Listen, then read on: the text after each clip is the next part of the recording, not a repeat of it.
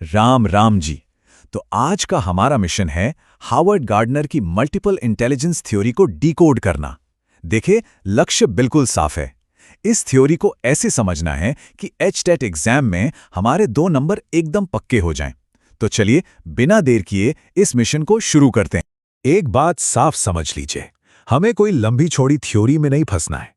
हमारा काम है स्मार्ट वर्क। हम सीधा उन कीवर्ड्स पे निशाना लगाएंगे जो पेपर में सीधे सीधे पूछे जाते हैं। टारगेट क्लियर है? 2 नंबर पक्के करने, बस। ठीक है, तो मिशन का पहला पड़ाव है हमारी इंटेलिजेंस फैक्ट शीट। इसमें वो जरूरी जानकारी है जो आपको रट लेनी है, मतलब बिल्कुल याद कर लेनी है। यहां से एक सवाल तो पक्का ही बनता है। सबसे पहली और सबसे जरूरी चीज, बुद्धि का सूत्र। आईक्यू निकालने का फॉर्मूला है मेंटल एज यानी दिमागी उम्र, उसे डिवाइड करो क्रोनोलॉजिकल एज यानी असली उम्र से, और 100 से गुणा कर दो। अच्छा, इसमें एक ट्विस्ट है। ये फॉर्मूला दिया तो स्टर्न ने था, लेकिन इसे पूरा किया टर्मन ने। ये दोनों नाम दिमाग में फिट कर लीजिए, स्टर्न और टर्मन। और अब ये जो नंबर आपको स्क्रीन पर दिख रहा है, 90 से 109, इसे तो दिमाग में छाप लीजिए। ये है सामान्य बुद्धि यानी नॉर्मल इंटेलिजेंस की रेंज। एचटीटेट का ये इतना पसंदीदा सवाल है कि इसे भूलने की गलती हम बिल्कुल भी नहीं कर सकते।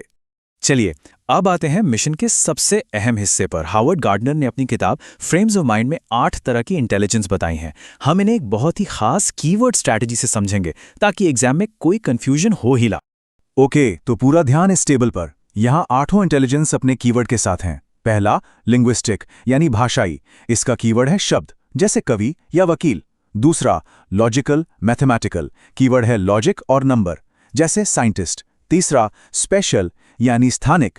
कीवर्ड है मेंटल मैप्स, मतलब दिमाग में नक्शे बनाना, जैसे मूर्तिकार या पायलट।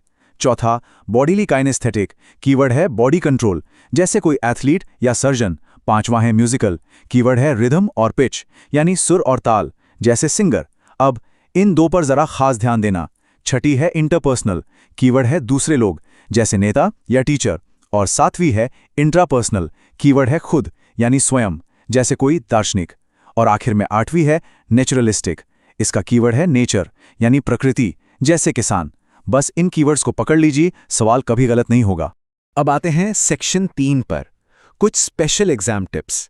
ये वो सीक्रेट बातें हैं जो आपको एग्जाम में होने वाली सबसे आम गलतियों से बचाएंगी। देखिए, सबसे बड़ी कंफ्यूजन होती है इंटरपर्सनल और इंट्रापर्सनल में। तो इसका एक रामबाण इलाज है। जब भी सवाल में दूसरों को समझने की बात आए तो जवाब है इंटरपर्सनल, और जब खुद को, अपने आप को समझने की बात हो तो जवाब है इंट्रापर्सनल। सिंपल है। इंटर मतलब दूसरों के बीच, इंट्रा मतलब अपने अंदर, बस।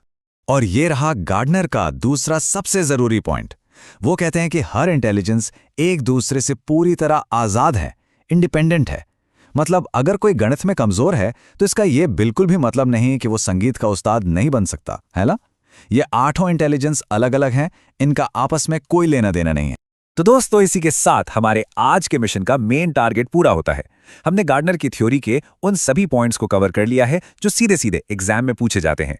Mission successful. चलिए, जाने से पहले एक बार फटाफट मिशन की खास बातों को रिवाइज कर लेते हैं।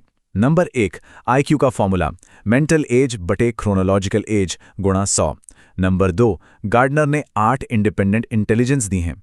नंबर 3, इंटरपर्सनल का मतलब दूसरे और इंट्रापर्सनल का मतलब खुद। और सबसे जरूरी बात, हर इंटेलिजेंस के लिए उसका कीवर्ड याद रखना है। यकीन मानिए, इसके बाहर गार्डनर की थ्योरी से कुछ नहीं पूछा जाएगा। तो आज का मिशन तो सफल रहा। हमारा अगला मिशन होगा अधिगम के सिद्धांत यानी थियरीज ऑफ लर्निंग। तो अगले मिशन के लिए भी तैयार रहिएगा। और हां, एक बात हमेशा याद रखनी है, तैयारी अगर मजबूत है तो सिलेक्शन पक्का है। मेहनत करते रहिए।